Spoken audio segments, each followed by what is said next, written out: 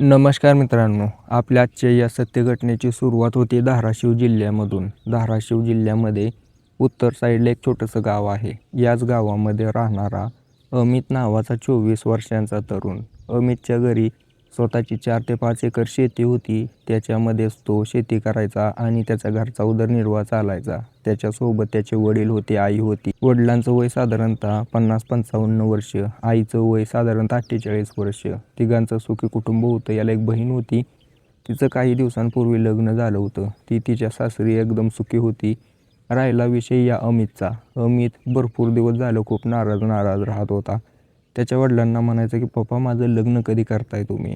त्यावेळेला त्याचे वडील म्हणायचे की बाळा तू शाळा शिकला नाही, आपली 3-4 एकर शेती ती पण कोरडवाहू, तर तुला कोण पोरगी देणार आहे. मी तुला अगोदर सांगितलं होतं की शाळा शिक, तुझं लग्न होणार नाही. त्यावेळेला तू माझ्यात घेतलं, आता भोग त्याची सजा. आता त्यावेळेला अमित त्याच्या वडिलांना म्हणू लागला की मला शेतीच करायची आहे, मला शेतीची आवड आहे. पण त्याचे वडील म्हणत होते की अरे बाळा शेती करणार तू काय त्याच्यामध्ये, 3 एकर शेती, त्यात काय उत्पन्न निघायचं, तू आपलं कुठं तर नोकरी बघ, एखादी चांगली नोकरी मिळाली म्हणजे तुला पत्नी मिळेल. तर त्यावेळेला अमित म्हणला की पप्पा माझी शाळाच झालेली नाही तर नोकरी कुठं भेटेल. त्यावेळेला त्याचे वडील म्हणले की काही कर तू, 15,000ची कुठं पण नोकरी बघ, कोणाच्या हाताखाली कामाला जा, कोणाची हमाली कर, एखाद्या ठिकाणी वॉचमन म्हणून लाग. ज्यावेळेला त्याचा बाप असं म्हणतो त्यावेळेला अमित विचार करतो की तसं बघायला गेलं तर बाप तर बरोबर बोलतोय. एखाद्या ठिकाणी मी वॉचमॅन म्हणून लागलो तर त्यांना दाखवायचं होईल की पोरगा काय तर काम करतोय. नाहीतर शेतीचं बघायला झालं तर दिवसभर घरीच बसून असतो आपण, शेतकऱ्याचं काम कोणाला दिसत नाही. त्याच्यामुळे तो भरपूर ठिकाणी ट्राय करतो की कुठं काम लागतंय का बघायला. अगोदर त्याने बघितलं सरकारी नोकरी भेटते का कुठं, पण ते 10वी पास पोरगा त्याला कुठं भेटायचे. त्याच्यामुळे तो शेजारच्या शहरामध्ये एका कंपनीमध्ये वॉचमॅन म्हणून कामाला लागतो. त्या ठिकाणी भरपूर व्यक्ती होते आणि त्या ठिकाणी तो काम करू लागतो. त्या ठिकाणी अनेक ओळखी झाल्या. तर त्या ठिकाणी ओळख झाल्यानंतर अनेक लोक विचारू लागले कुठं नाही बाळा तू, कसा आहे, काय करतो, शेती आहे का, काय करतो, असं विचारणा करत असतानाच त्याला त्या ठिकाणी रामप्रकाश नावाचा एका व्यक्तीसोबत ओळख झाली. रामप्रकाशबद्दल बोलायचं झालं तर त्याचं वय 48 वर्ष. रामप्रकाशची एक पोरगी होती, लग्नाला आली होती. तोही तिच्यासाठी स्थळ शोधत होता. आता या अमितला त्याच्याबद्दल माहिती झालं त्यावेळेला हा वरचढ सांगू लागला, माझ्याकडे एवढी शेती आहे, शेतीत एवढं उत्पन्न निघतं, पण माझं मन लावण्यासाठी मी हे नोकरी करतोय. तसं तर मला नोकरीची काही गरज नाही, पैसा माझ्याकडे भरपूर आहे, हा पगार आणि वरून तेवढेच पैसे घेऊन मी दर महिन्याला खर्चायला जातो. अशा त्याच्या मोठ्या गप्पा ऐकून तो रामप्रकाश याच्यावरती भारावून गेला.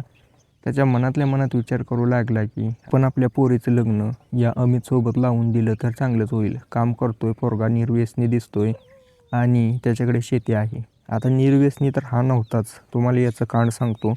हा जो अमित होता वयाच्या 21व्या वर्षापासून त्याच्या बापाला म्हणत होता की माझं लग्न लावून द्या, पण शेतकरी पोरगा असल्यामुळे आणि अशिक्षित असल्यामुळे त्याचं लग्न होत नव्हतं. याच टेन्शनमुळे त्या अमितने गावामध्ये खूप धिंगाणा घातला होता. दारू प्यायला शिकला होता, मित्रांसोबत दारू प्यायचा आणि त्याच्या शेतामध्ये जाऊन झोपायचा. तिथं एक शेड होता, त्याच्यामध्ये जाऊन झोपायचा. त्याला वाटायचं की घरी समजणार नाही की मी दारू पितोय, पण अशा गोष्टी काय लपून राहतात का, अजिबात नाही.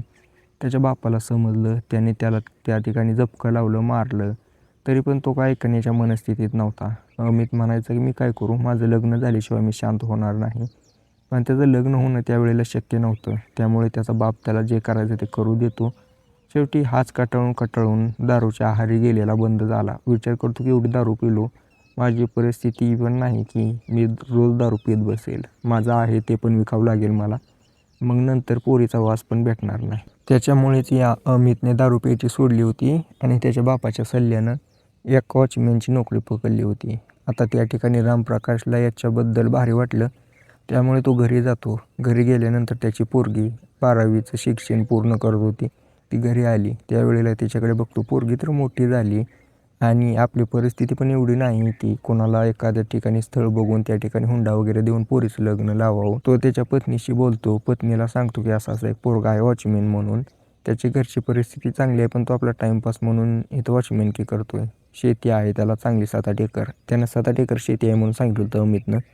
त्यावेळेला त्याची पत्नी म्हणते की बघावं लागेल आधी आपल्याला पोरगा कसा आहे काय आहे. त्यावेळेला रामप्रकाश त्याच्या पत्नीला म्हणतो की एक काम कर, तुला बघायचं आहे ना, तू काय तर बहाणा काढून आम्ही ज्या ठिकाणी काम करतो ना त्या ठिकाणी तू ये. त्यावेळेला त्याची पत्नी होकार देते आणि ती पत्नी 2 दिवसांनी त्या रामप्रकाशच्या कामावरती येते. त्याच ठिकाणी तो अमित काम करत होता. अमितबद्दल बोलायला झालं तर दिसायला एकदम असा गोरा गुमटा होता, चेहरा मोठा, शरीराने तब्येत चांगली, पिळदार शरीर होतं. त्याच्यामुळे रामप्रकाशच्या पत्नीला तो अमित आवडतो. आता ते घरी जाऊन चर्चा करू लागतात की ठीक आहे, काय हरकत नाही, पोरगा तर चांगला आहे आणि जसं तुम्ही सांगितलं त्याची परिस्थिती पण चांगली आहे. ती म्हणते तुम्ही स्वतः जाऊन बघितलं आहे का? त्यावेळेला रामप्रकाश म्हणतो की बघायची काय गरज आहे, आता तो काय खोटं सांगणार आहे काय, खोटं सांगून त्याला काय मिळायचं आहे. त्यावेळेला ते गृहीत धरतात की परिस्थिती चांगली आहे, पोरगा चांगला आहे. म्हणून ते एक दिवशी त्या अमितला म्हणतात की तुझ्या वडिलाचा नंबर दे रे. अमित म्हणतो की काय करायचं आहे. त्यावेळी ते म्हणतात की थोडंसं काम आहे, तुझ्या वडिलाशी बोलायचं आहे. आता या अमितच्या मनामध्ये शंका आलीच होती की काही ना काही स्थळाबद्दल असेल, त्यामुळे तो नंबर देऊन टाकतो. हा रामप्रकाश त्या अमितच्या वडिलाला रमेशला कॉल लावतात आणि म्हणतात की मी तुमच्या पोरासंगत ड्युटी करतो वॉचमॅनची, त्या ठिकाणी मी बघितलं पोरगा चांगला आहे. माझी एक पोरगी आहे लग्नाला आली, आता तिची काही दिवसात 12वीची परीक्षा होईल, वय पण तिचं 18 पूर्ण आहे.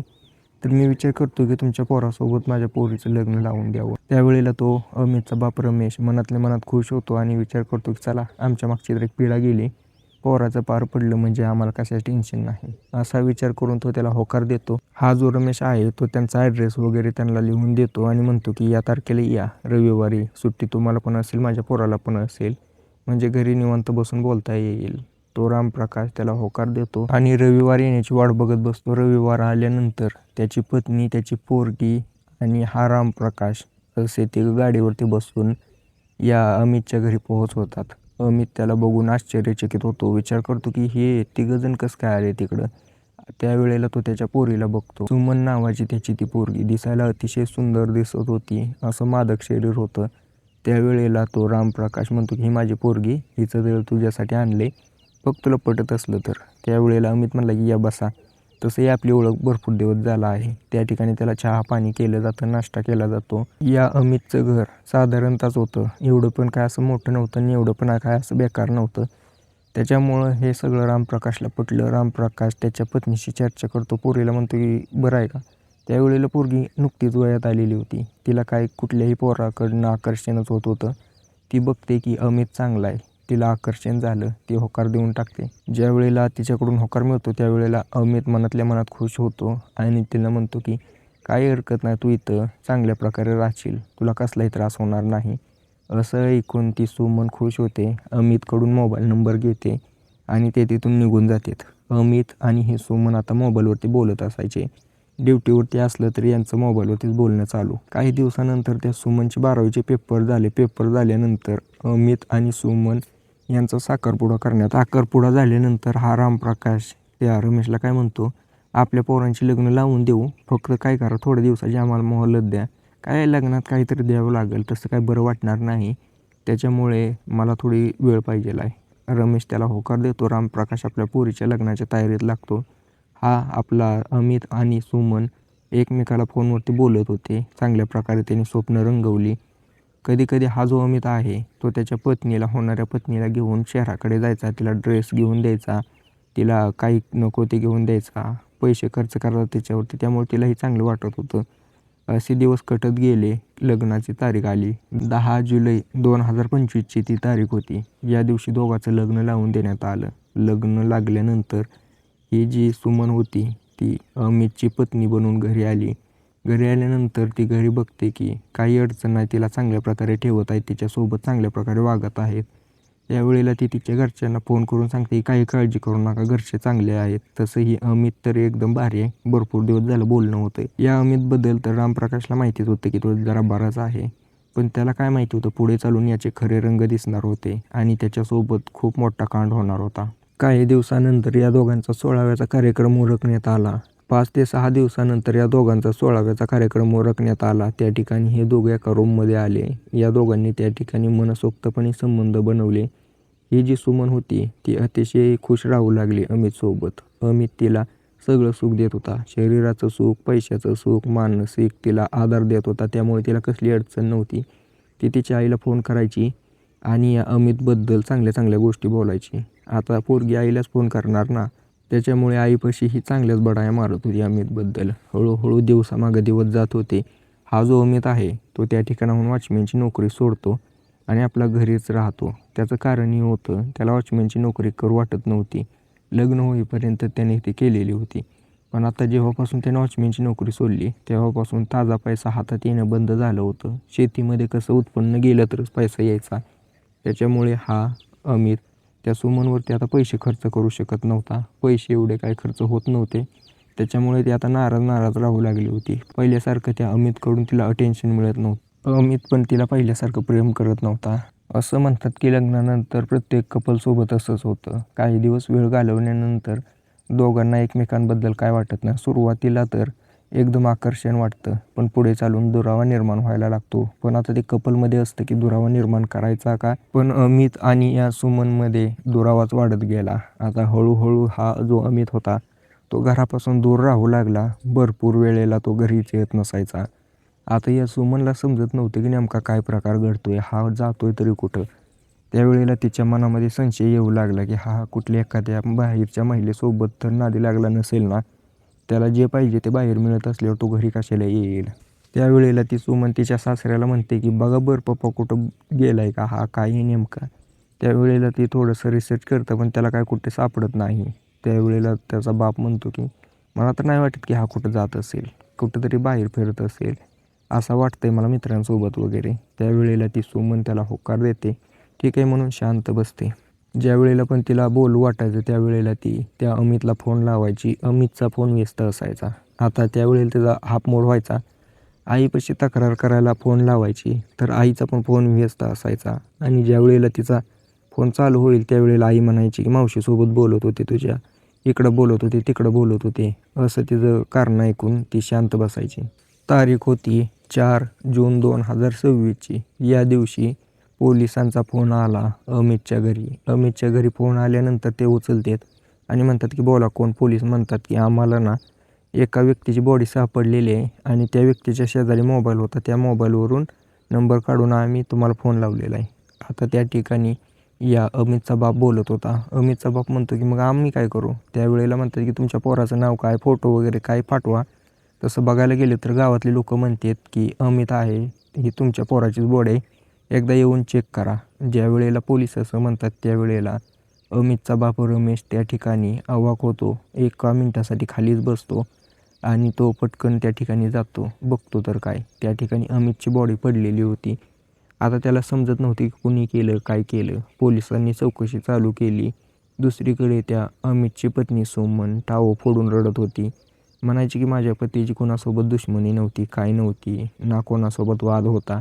तर हे सगळं घडलं कसं काय. भरपूर दिवस झालं तरी तो बाहेर जातच होता. मला वाटत होतं काहीतरी असेल. आता काय होतं हे त्याच्यासोबतच हा सगळा कुटाणा गेला. हे सगळं बोलून ती रडत होती. त्यावेळेला पोलीस तिला म्हणतात की नेमका काय प्रकार आहे मला पण सांगा, कुठं जात होता. त्याची पत्नी म्हणली मला पण माहीत नाही, पण त्याचा फोन कायम व्यस्त असायचा. त्यावेळेला पोलिसांनी अमितची कॉल डिटेल काढली. अमितची कॉल डिटेल काढल्यानंतर एका नंबरवरती तासनतास कॉल चालत असल्याचं दिसलं. पोलिसांनी तो नंबर घेतला, त्या सुमनला दाखवला, विचारलं की हा नंबर ओळखीचा वाटतोय का. ज्या वेळेला नंबर बघितला त्यावेळेला सुमनला हा थोडासा ओळखीचा वाटल्यानंतर मोबाईलमध्ये डायल करून बघितल्यानंतर तिच्या आईचा नंबर होता.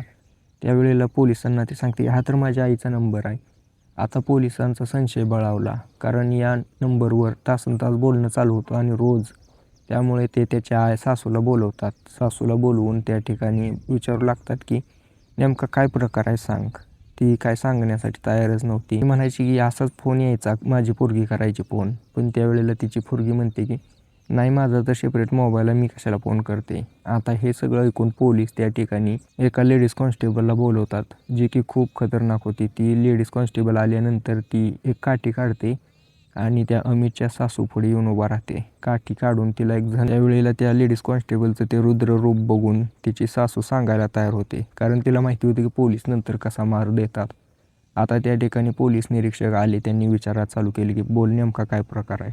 त्यावेळेला त्या अमितच्या सासूने सांगायला चालू केलं. तर विषय असा होता की ही जी अमितची सासू आहे आणि अमित या दोघांमध्ये अनैतिक संबंध होते. केव्हापासून होते तर जेव्हापासून त्या अमितला हिने बघितलं होतं पहिल्यांदा त्या जागेवरती ज्या ठिकाणी वॉचमॅनकी करत होता तिचा नवरा, त्या ठिकाणी जाऊन बघितलं होतं. त्या ठिकाणी त्याचं पिळदार शरीर, त्या ठिकाणी त्या अमितचं पिळदार शरीर बघून तिला चांगलं वाटलं होतं. त्यामुळे ती त्या ठिकाणी त्याला होकार देते. तिला माहिती होतं की हा पोरगा काय चांगला नाही, तरी पण ती तिच्या पोरीसाठी होकार देत नाही, तर ती स्वतःसाठी होकार देते. त्या ठिकाणाहून घरी आली, पण तिला काय आता चैन पडत नव्हती.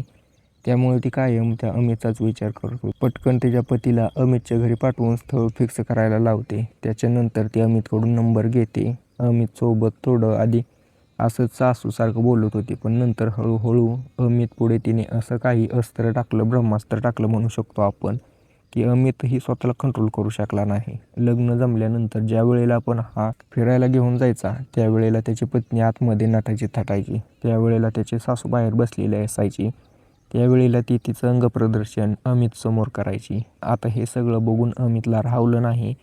तो विचार करू लागला की चला पोरीसोबत आई पण भेटते तिची. त्यामुळे त्याने त्या ठिकाणी तिला दबोचलं आणि त्या ठिकाणी तिच्यासोबत संबंध बनवला. आता हा संबंधाचा सिलसिला भरपूर दिवस चालला. कधी ती फिरायला जायची याच्यासोबत, तर कधी त्याच्याकडून शॉपिंगला पैसे घ्यायची, तर कधी त्याला शरीर सुख द्यायची. हा सिलसिला एवढे दिवस चालत होता. पण या सिलसिल्याचा शेवटी बांधाफोड झालाच.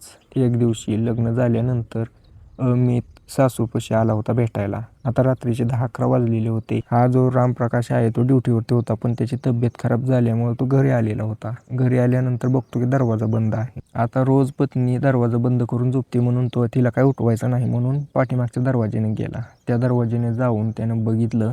त्यावेळेला बघितलं त्यानं, तर त्याचा जावई आणि त्याची पत्नी एकमेक एकाच बेडवरती पडलेले आहेत, नको त्या अवस्थेमध्ये. आता ही अवस्था बघून त्याला त्या ठिकाणी राग आला. त्याने त्या दोघांना धरलं आणि त्या ठिकाणी त्याच्या पत्नीला मारहाण चालू केली. आणि रामप्रकाशने त्याच्या पत्नीला मारहाण चालू केली. त्यावेळेला तो अमित म्हणला की मारू नका, मीचा विषय सोडून देतो, आता का तुमच्या नादी लागत नाही. अमित असं म्हणतो. त्यावेळेला तो विचार करतो की चला पोरीचा विषय आहे, त्यामुळे तो सोडून देतो. पण या दोघांचं भेटणं, संबंध करणं काय बंद झालं नाही. भरपूर दिवस चाललं. एक दिवशी असंच या दोघं संबंध करत असताना नेमका त्या ठिकाणी रामप्रकाश आला. त्याला हे सहन झालं नाही. त्यामुळे त्याने त्या अमितला त्या ठिकाणी पकडलं, एका जागेला बांधलं. त्याच्या पत्नीला पण समज दिली, तू याच्या नादी लागते ना, ठीक आहे. त्या ठिकाणी त्याने पडलेली एक धारदार कुऱ्हाड आणली, याच्या डोक्यात मारली. त्या ठिकाणी त्याला संपवलं. त्याच्या पत्नीला समज दिली, कोणाला सांगितलं तर तुलाही संपवेल. त्यामुळे ती मरण्याच्या भीतीने शांत बसली. त्याने रात्रीच तिथली साफसफाई केली. अमितला एका पोत्यात टाकलं आणि त्याच्याच गावाबाहेर नेऊन फेकलं. 1-2 दिवसानंतर त्या ठिकाणी पोलिसांना बॉडी दिसली. त्यांनी नंतर त्याच्या पत्नीला बापाला कॉल लावून बोलवलं. बॉडीची ओळख पटल्यानंतर त्यांच्या ताब्यात दिली. पोस्टमॉर्टम वगैरे करून त्याचं अंत्यसंस्कार झालं. आता त्या अमितचा सासरा सासू दोघंही पोलिसांच्या ताब्यात आहेत. मनात एकटी पडली. ना आईबापाचा सहारा राहिला, ना पतीचा. आणि आता सासरे सासू पण तिला काही सहारा देणार नाहीत असं वाटतंय, कारण तिच्या आईबापांनी यांच्या पोराला मारले. बाकी तुमच्या हिशोबाने तुम्हाला काय वाटतंय, हे जे झालं ते बरोबर होतं का चुकीचं होतं? कमेंट करून मला नक्कीच सांगा. व्हिडिओ आवडत असेल तर लाईक करा, चॅनल सबस्क्राईब नक्की करा.